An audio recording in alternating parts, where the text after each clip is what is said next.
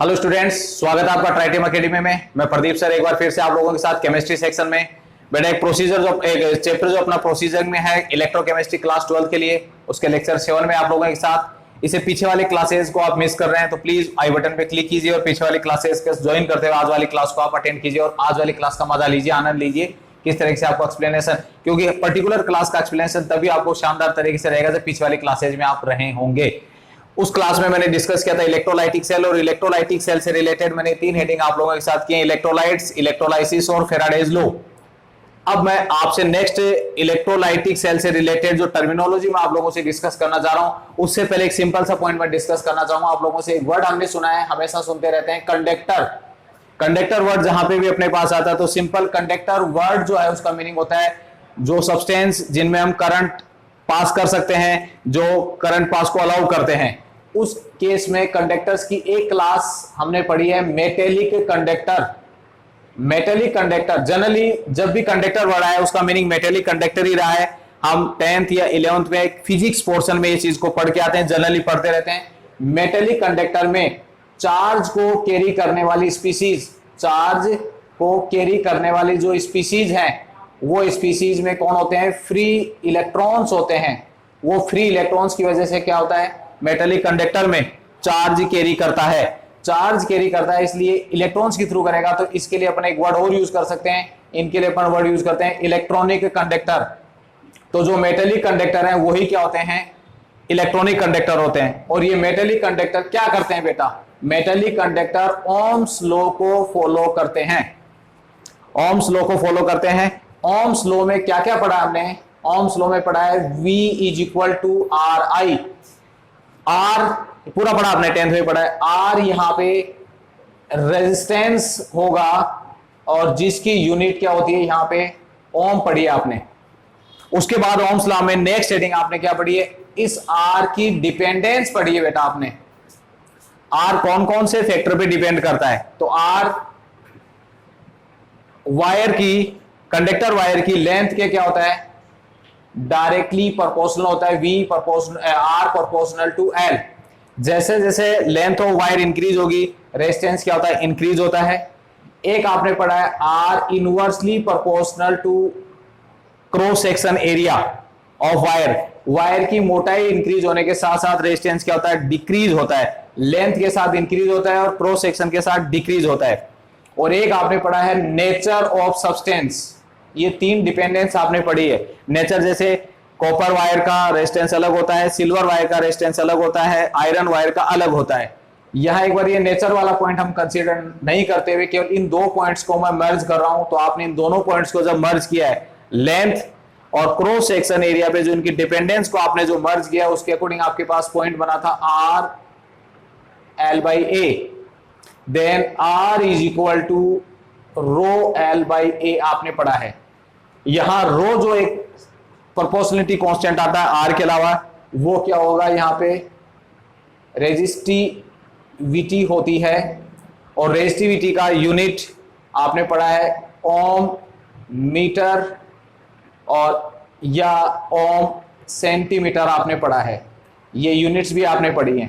तो ये पूरे ये जो लगभग बेसिक चीजें हैं ओम्स लॉ में जो आपने पढ़ी हैं।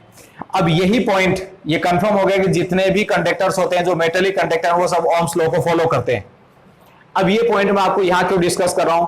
क्योंकि इस पीछे वाली क्लास में हमने देखा था इलेक्ट्रोलाइट्स। इलेक्ट्रोलाइट्स के लिए हमने एक वर्ड और यूज किया था, आपको ध्यान होगा, मैंने बोला था इनको they are known as ionic compound. और इलेक्ट्रोलाइट की डेफिनेशन क्या बोली थी? The substance their aqueous solution are allowed to pass current. Their aqueous solution are allowed to pass current. जिनके एक्वस सॉल्यूशन में हम क्या कर सकते हैं? करंट पास कर सकते हैं, वो इस कैटेगरी में आते हैं। अब ये करंट पास करें इसका मीनिंग ये क्या हो गया? ये भी कंडक्टर हो गए। तो कंडक्टर की जो सेकंड क्लास अपन आज वाली हेडिंग के अकॉर्डिंग लेंगे वो क्या होंगे? ये आयनिक कंपाउंड या जो इलेक्ट्रोलाइट्स हैं वहां पे भी अपन करंट पास करें तो ये भी कंडक्टर की एक नई क्लास बन जाती है या एक और क्लास हो सकती है। और वो क्लास क्या होगी? Ionic conductor. तो इस चैप्टर के अकॉर्डिंग हम ये कंफर्म हो गया कि जो कंडक्टर्स हैं वो जनरली 2 टाइप से कैटेगराइज कर सकते हैं अपन, मेटेलिक और आयोनिक। और जैसे मेटेलिक कंडक्टर्स क्या करते हैं? फेराडे लॉ को फॉलो करते हैं, वैसे ही ये आयोनिक कंडक्टर भी क्या करेंगे, फेराडे लॉ को फॉलो करेंगे। दूसरा डिफरेंस क्या होता है, एक डिफरेंस और होता है इसमें कि यहां मेटेलिक कंडक्टर में चार्ज को करने वाली स्पीसीज फ्री इलेक्ट्रॉन्स थे, यहां पे चार्ज को कैरी करने के लिए फ्री आयंस अवेलेबल होते हैं। फ्री आयंस के थ्रू क्या होता है, चार्ज कैरी होता है। ठीक है, ये कंपैरिजन आपको समझ में आया मेटेलिक कंडक्टर का और आयोनिक कंडक्टर का। अब जो मैं पॉइंट पे आ रहा हूं अपने, वो ये कह रहा हूं मैं कि like metallic conductor, like metallic conductors, ionic conductors also follow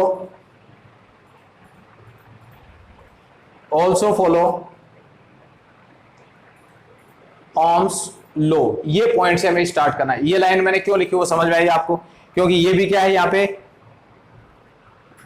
conductor हैं और जो कंडक्टर होते हैं वो क्या करते हैं, ओम्स लॉ को फॉलो करते हैं। अब जब ये क्लियर हो गया अपना कि ये आयनिक कंडक्टर इलेक्ट्रोलाइट्स भी क्या करेंगे, ओम्स लॉ को फॉलो करेंगे, तो उसमें टर्म क्या आते हैं। जैसे यहां पे एक टर्म आया था आर रेजिस्टेंस और एक टर्म आया था रेजिस्टिविटी। सेम टर्म यहां पे आयोनिक कंडक्टर्स के लिए अप्लाई होते हैं। उसमें फर्स्ट टर्म अपने पास कंडक्टनेस, जिसको G से रिप्रेजेंट करते हैं। कंडक्टनेस क्या होता है, it is the measurement of flow of current in ionic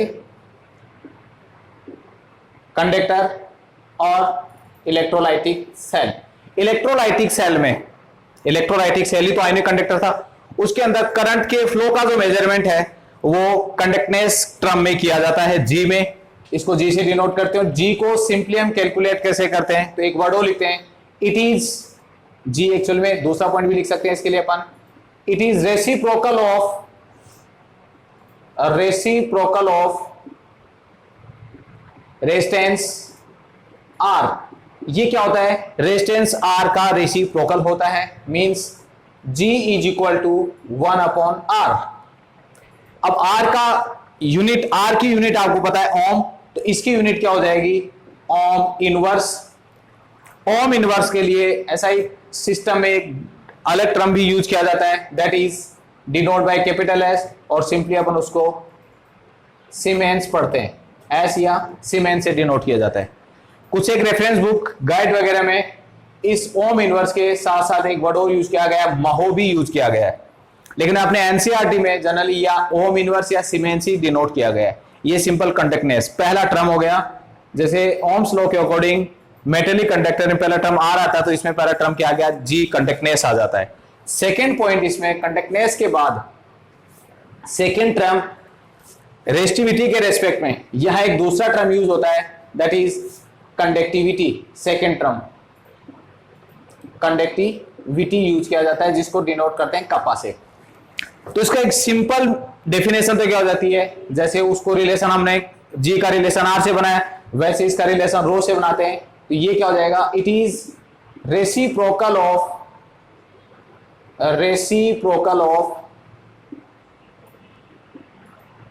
resistivity रो।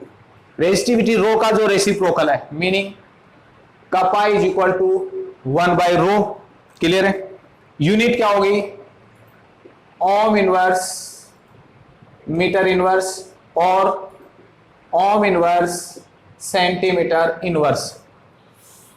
यहां ओम इनवर्स की जगह हम वर्ड यूज कर सकते हैं एस मीटर इनवर्स और S centimetre, S means siemens. ये सिंपल मीनिंग हो जाता है।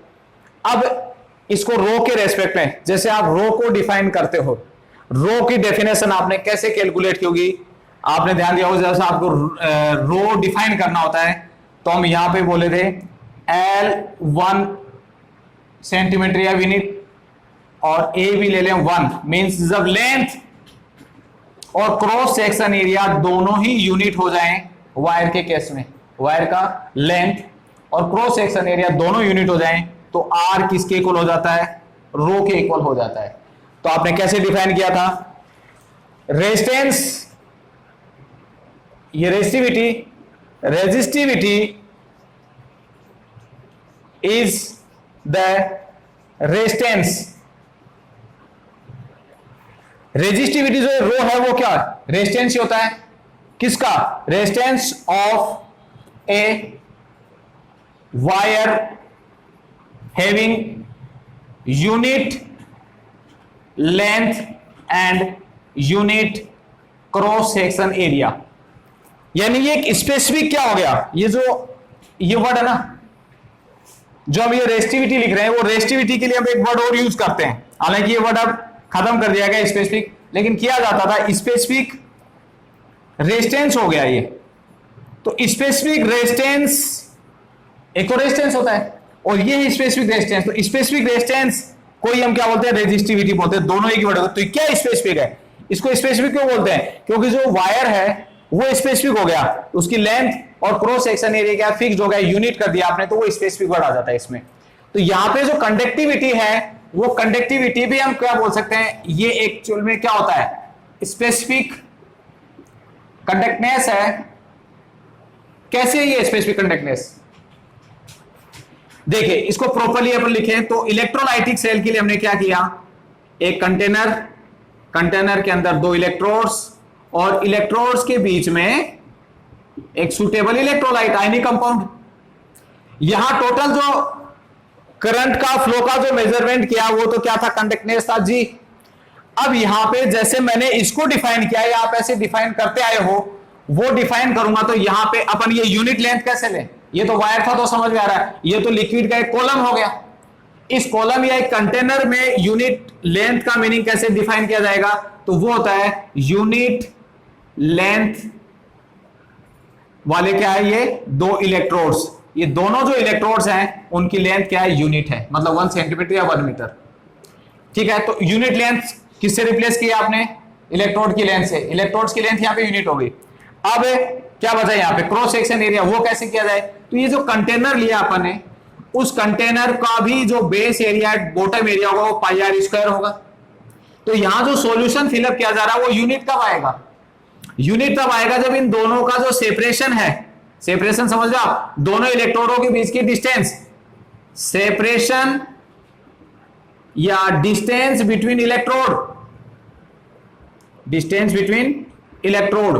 ये भी क्या हो जाए, यूनिट हो जाए। तो दोनों यूनिट लेंथ वाले इलेक्ट्रोड जब यूनिट सेपरेशन पे यूनिट डिस्टेंस पे रखे हुए हैं तो ये पाई आर स्क्वायर भी 1 हो जाएगा। तो ये सेम क्या होगा, ये जो कॉलम बनेगा ना लिक्विड का कॉलम, वो लिक्विड का कॉलम उस वायर की तरह ट्रीट करेगा। कौन से वायर की तरह, जिसकी लेंथ यूनिट थी, इलेक्ट्रोड की लेंथ यूनिट होगी, जिसका क्रॉस सेक्शन यूनिट था उसका सेपरेशन यूनिट हो गया। तो यहां जो लिक्विड, यहां जो इलेक्ट्रोलाइट फिलअप है, उसके जो आयंस होंगे, उन आयंस की जो टोटल कंडक्टनेस होगी वो क्या हो जाती है, कंडक्टिविटी हो जाती है। तो एक तो डायरेक्ट आपने लिख दिया। अब उसके जैसे मैंने इसको बोला स्पेसिफिक वर्ड, क्यों बोला इसको, ए और एल के रेस्पेक्ट में बोला, तो इसको भी मैं एल और ए के रेस्पेक्ट में क्या बोलूंगा, it is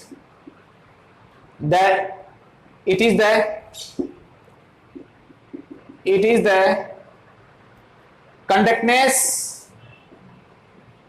of all ions या total ions, all ions या total ions of electrolyte that present between two electrodes having unit length and unit separation. तो ये क्या हो जाएगा, स्पेसिफिक कंडक्टनेस, और स्पेसिफिक कंडक्टनेस ही क्या होगी, कंडक्टिविटी होगी। तो एक तो डायरेक्ट वाला मुझे नहीं लग रहा कोई डाउट है, ये थोड़ा सा आपको गुस्सा दिला रहा होगा कि सर ये क्या हो रहा है। तो बेटा जब आप उस चीज को डिफाइन कर सकते हो यूनिट लेंथ और यूनिट क्रॉस सेक्शन एरिया लेते हुए, तो इसमें भी यूनिट लेंथ को आपने इलेक्ट्रोड की यूनिट लेंथ लेते हुए और सेपरेशन को आप क्रॉस सेक्शन एरिया कंसीडर करते हुए कर सकते हो। ठीक है, अब इसके बाद अपने पास क्या आता है यहां पे, नेक्स्ट तीसरा जो टर्म आता है इसमें, ओम्स लॉ के अकॉर्डिंग जो अपन आयोनिक कंडक्टर या इलेक्ट्रोलाइट्स की सेल से कंसीडर करेंगे वो है मोलर कंडक्टिविटी, थर्ड टर्म, इसको डिनोट करते हैं लैम्डा एम से। अब मोलर कंडक्टिविटी में और कंडक्टिविटी में आप कंपेयर करोगे तो केवल एक वर्ड का डिफरेंस आ रहा है, वो क्या है, मोलर है। मोलर वर्ड यहां पे किसको शो कर रहा है, ये शो कर रहा है कंसंट्रेशन को। अब कंसंट्रेशन क्या होगी, मोलर होगी। 1 मोलर कंसंट्रेशन का मीनिंग क्या हो गया, 1 मोल लीटर इनवर्स, ये कंसंट्रेशन होगी उसकी। तो ये भी क्या होगी, एक कंडक्टनेस होगी, सेम यही वर्ड आएगा इसे देखिए, it is the conductance of all ions of electrolyte present between 2 electrodes having unit length and unit separation and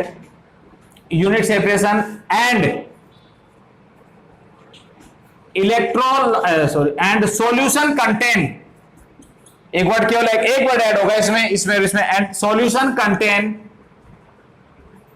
1 mole of electrolyte, 1 mole of electrolyte, जिसमें इलेक्ट्रोलाइट का 1 मोल जब डिजोल्व होता है, सिंपली ये क्या था, मैंने लास्ट वाला वर्ड याद नहीं किया था, ये क्या था, कंडक्टिविटी। और जब उसमें इलेक्ट्रोलाइट का अमाउंट कितना कर दिया, 1 मोल कर दिया, तो वो क्या हो जाएगा, मोलर कंडक्टिविटी बन जाएगी। समझ गए इन दोनों चीजों को आप, केवल एक वर्ड का डिफरेंस है। कंसंट्रेशन भी जब शो कर दी जाती है तो कंडक्टिविटी क्या हो जाएगी, मोलर कंडक्टिविटी बन जाएगी बेटा। मोलर कंडक्टिविटी हम कैसे calculate, lambda M is equal to kappa into V. Kappa फिर वही कंडक्टिविटी, किसकी कंडक्टिविटी, वॉल्यूम, कौन सा volume, volume of solution contain 1 mole of electrolyte, एक ऐसा वॉल्यूम जिसके अंदर इलेक्ट्रोलाइट का 1 मोल डिजोल्व होता है, तो वो कम कपा यानी कंडक्टिविटी क्या बन जाती है, मोलर कंडक्टिविटी बन जाती है। अब आपको पता है, अब आपको यहां ध्यान है कि यहां वॉल्यूम है, वो वॉल्यूम और कंसंट्रेशन में एक रिलेशन होता है, volume is equal to 1/c, यानी कंसंट्रेशन का इनवर्स होता है, इनवर्स हो गया ये। तो अपन जब वॉल्यूम को कंसंट्रेशन से रिप्लेस करेंगे तो अपन ये कंडीशन लगाएंगे यहां पे। अब दूसरा पॉइंट कि हमें वॉल्यूम प्रोवाइड किसमें करवाया जाता है, तो वॉल्यूम हमें प्रोवाइड करवाया जाता है मिलीलीटर या लीटर में, बट यहां ऐसा कोई पॉइंट नहीं है मिलीलीटर या लीटर का। यहां क्या बोला मैंने, सेपरेशन और ये डिस्टेंस बोली है वो सेंटीमीटर या मीटर में होगी, तो हमें यहां पे ये मिलीलीटर या लीटर होते हैं, लेकिन एक्चुअल में प्रोवाइड क्या होगा यहां पे आपके पास एक तो कंडीशन होगी 1000 क्यूबिक सेंटीमीटर का कॉलम हो गया, 1000 क्यूबिक सेंटीमीटर, समझ गए, क्योंकि सेपरेशन क्या था, यूनिट, वो क्रॉस सेक्शन बन गया सेंटीमीटर स्क्वायर, और डिस्टेंस इलेक्ट्रोड की लेंथ क्या थी, सेंटीमीटर। तो टोटल इनको यदि अपन मल्टीप्लाई किया तो ये जो कॉलम है ना, वो कॉलम किसकी तरह बिहेव कर रहा है, एक 1000 सेंटीमीटर क्यूबिक कॉलम हो गया ये। तो 1000 क्यूबिक सेंटीमीटर का मीनिंग क्या हो गया, यहां पे 1 लीटर हो गया, ठीक है। इसका ऑपोजिट भी हो सकता था कि यहां पे जो इलेक्ट्रोड्स की लेंथ है वो मीटर में हो, सेपरेशन मीटर में हो, तो ये कॉलम किसकी तरह बिहेव करेगा, 1 क्यूबिक मीटर की तरह बिहेव करेगा, और 1 क्यूबिक मीटर की तरह बिहेव करेगा तो यहां पे क्या हो जाएगा, 1000 लीटर हो जाएगा। ये रिलेशन आपने बहुत अच्छे से पढ़े हैं। इस रिलेशन के according lambda M is equal to kappa, और यहां पे क्या कर रहा हूं मैं, V की जगह C। यहां C का मीनिंग क्या है बेटा, C या तो सिंपल मैंने बोला ना, C का मीनिंग है मोलर कंसंट्रेशन, C यहां पे है मोलर कंसंट्रेशन। कुछ गाइड्स में या रेफरेंस बुक में C की जगह M वर्ड भी यूज किया जाता है, यदि C की जगह डायरेक्ट अपन M लिखें तो भी कोई दिक्कत नहीं, क्योंकि M का मीनिंग भी क्या होगा, मोलर कंसंट्रेशन हो रहा है, और यहां C का मीनिंग भी मैं क्या कर रहा हूं, मोलर कंसंट्रेशन लेना है। अब बात यह है कि वॉल्यूम को हम चेंज कर रहे हैं, वो कब कर रहे हैं, जब अपन सेंटीमीटर यूनिट इसको कंसीडर कर रहे हैं, तो ये आ जाएगा 1000/c। ये लैम्डा एम का यानी मोलर कंडक्टिविटी का पहला फॉर्मूला बन गया। जब आपको ये लेंथ और सेपरेशन सेंटीमीटर में प्रोवाइड किया जाए तो लैम्डा एम इस फॉर्मूले से कैलकुलेट होगी, ठीक है। Kappa 1000 divided by molar concentration, kappa 1000 divided by molar concentration. अब इसकी यूनिट निकालें आप, कपा की यूनिट क्या बताई थी आपको, सीमेंस सेंटीमीटर इनवर्स। वॉल्यूम की यूनिट इसमें क्या आ रही है, क्यूबिक सेंटीमीटर, और कंसंट्रेशन किसमें हमारे पास, मोल लीटर इनवर्स। इसका फॉर्मूला क्या बनेगा, siemens centimetre square mole inverse बन जाएगा। क्लियर है। सपोज ये हमें मीटर में दिया होता तो इसका फॉर्मूला क्या बनता, lambda M is equal to kappa और 1000 C 1000, इस रिलेशन समझ आ रहा है, 1000 से डिवाइड होगा। और फॉर्मूला इसका यूनिट क्या बनेगा, सेम ऐसे आप इसकी यूनिट बनाओगे तो क्या बन जाएगा, सीमेंस। मीटर इनवर्स और मीटर क्यूब था, उसको सॉर्ट आउट किया तो मीटर स्क्वायर, और साथ में क्या आ गया, मोल इनवर्स इसकी यूनिट आ जाती है। तो ये इसकी क्या होगी, यूनिट्स हो गई।